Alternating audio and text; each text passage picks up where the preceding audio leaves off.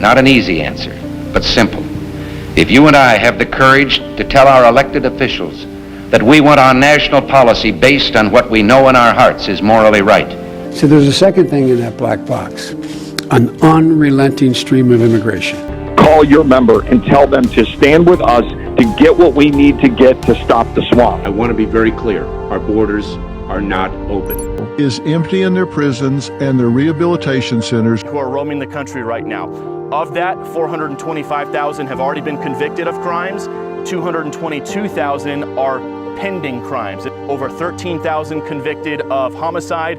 Over 15,000 convicted of sexual assault. And honestly, that is not a surprise to hear given these horrible headlines we keep seeing popping up in multiple parts of the country.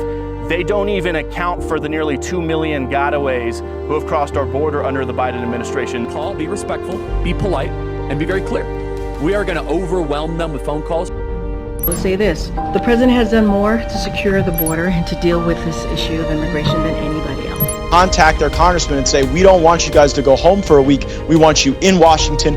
Citizens, and I call them citizens because they contribute to this country, are fearful of voting. So if I vote, will immigration know where I live? Will they come for my family and deport us? Not true. Got to call your senator and your House rep and say, absolutely not.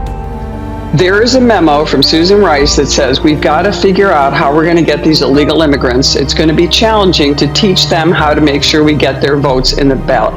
But we are not going to all of a sudden let their switchboard be silent. If you want to vote and you show up at your polling place, they can't stop you from voting. You're doing your job, I'm doing my job, we're doing our job.